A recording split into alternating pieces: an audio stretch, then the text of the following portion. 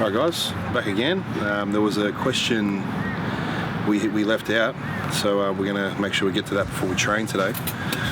And that is nutrition based. Now, one thing I get asked so much, and I can't believe I didn't actually bring this up with you guys, and that's one thing he gets asked all the time, Big Simon here, is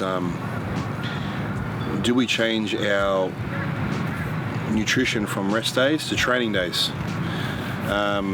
So I'll let you take it away, Simon. What's your opinion? If you were to, I'm your client right now, and I sit here and I say to you right now, I say, look, does my diet change on my rest day because I'm not training? Like, what do you want me to do about it? How would your answer be back for that? So what I do most of the time is I will create a meal plan for training days and then another one for rest days. The one on rest days is going to be less calories, less carbs than the one on training days. And that is based around the fact that on those rest days, your energy output is far less than what it would be training. Mm-hmm. My approach is very similar. Similar in the fact that I do believe that, and I've been a big advocate of that for years. But I have kind of started shifting my practices a little bit differently. And when I say this too, this does not mean Simon's wrong in any kind of way. This is something I've been trialing for myself, and more so when it comes to knowing how much expenditure the athlete is putting out over the whole week, and knowing if everything's done at 100%, I know from my end there's no other variables. Okay, so to fully explain on that, when it comes to a training day versus a non-training day, yeah, we're not expending anywhere near the amount of calories, so your calories should be lower, and I do agree with that. But for me, monitoring people on a coaching side, and this is more so towards the off season, when I'm really trying to get to know someone's body, I'll sit there and I'll say, okay, well, I actually want you to keep the same foods.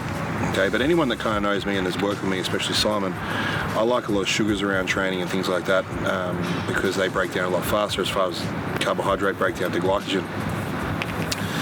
So what I'll do is I'll say, look, no, I want you to have the same meal plan on your rest day. Okay, but what I'll do is, say those sugary meals, instead of a training time where you're designated, say 5 o'clock at night, and you're due to have, as a male, maybe around 100 grams of simple carbs around that time, what I'll actually do is I'll get those amount of carbs in that period for pre, intra, during and post, and I'll actually spread them out throughout the day across the meals. Okay, so if I have, say, 50 grams of maltodextrin during training, 50 grams of maltodextrin post-training, maybe some sort of refined carb like some cereal around training, and maybe some gluten-free bread and jam before training, something like that along those lines. They're easier meals to have around training because they break down far quicker, okay? But what I'll say is, I'll say, look, get one of those meals and have them at the start of the day, or, you know, after meal 2, and have that other meal towards the end of the day, okay? So you're spacing it out. What I'll do is, like, say, my intra-workout carbs or post-workout carbs, I'd actually spread them across every meal, okay? So I'm not actually having a massive input of fast digesting carbohydrates. They're going to be spread out throughout the day. And I know when I look back of a weekly plan, so say I check someone in after a week's consult and they say to me they've been on their diet 100%, I know the expenditure the amount of food they've been having in it every day versus the expenditure on the days they have been training. So a lot of people ask as well, you know, because as we come in close to the show, and I'm talking on a competitive basis here, this is where I'll tend to lean towards Simon's methods, because we're at a state where we're in a calorie deficit. We're trying to really pull off the body fat as much as we can. So anywhere that calories won't be needed because we're not going to use them, obviously for the purpose of competing and changing their physique, I'd 100% agree with Simon. I think that's a no-brainer there. But I think if you're going to be looking to go down those terms, what's your opinion on carb days versus cheat meals? Yep. What do you find the difference between the two, and how or would you actually implement them into your training philosophies? Yeah. So, hands up, I'm a big fan of cheat meals. Reason is because for situations such as people with families, social, whatever the occasion may be. Cheat meals gives everyone an opportunity to be able to have that little mental reset. Now, when I say cheat meals, when I talk to my clients about cheat meals, I am very, very strict with the guidelines as well. So it's not a free-for-all binge session for cheat meal beginning at 6 p.m. versus going right through till midnight and cutting it off there, which has been done in the past and hands up even by myself. And me. So cheat meal can definitely be misunderstood and turn into a cheat night. So I'm very strict with my clients, and I do say, hey, let's stick to the foods that we know work well. Sam, you've done this with me in the past.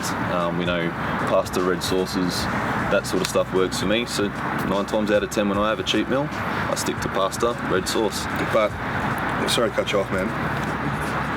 When we say foods that we know that work, that still kind of falls back in the base of what I was saying before about knowing what's coming in. Yeah. So that way, for example, if I'm coaching you for a show, and what I say to you every time is we have the same cheat meal.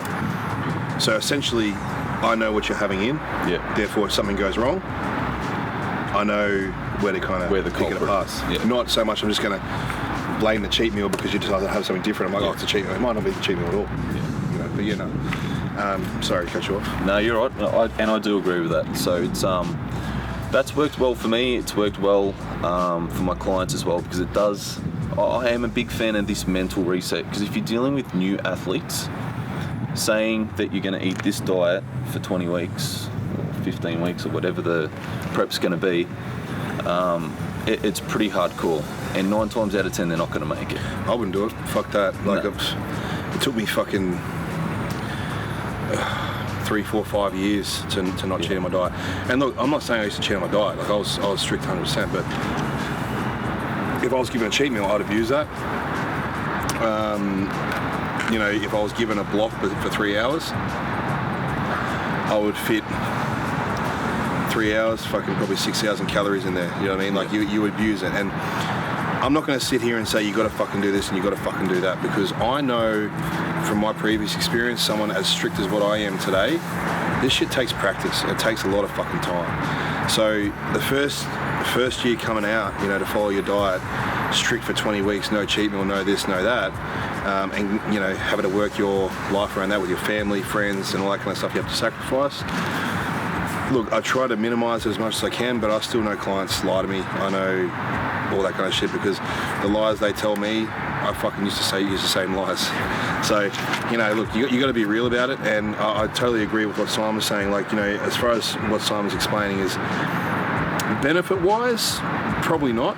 You know, it probably won't benefit you too much with the spike in metabolism, all that kind of stuff. Like, it is a calorie surplus, so, you know, it can somewhat spike the metabolism, and if you're having it consistently, the same meals, that's probably your best chance at it. But for the majority of people living day-to-day life, or people in the off-season, whatever it is, you know, the mental reset is a major thing. You know, it gives you that kind of goal and task to look forward to while you're first starting out, because eventually you're going to make such good progress in yourself that you don't really want cheat meals anymore. Like, I know now in my off-season, the only time I really have a cheat meal is to go out with my family, you know, or go out with my friends, or whatever it is, to be social.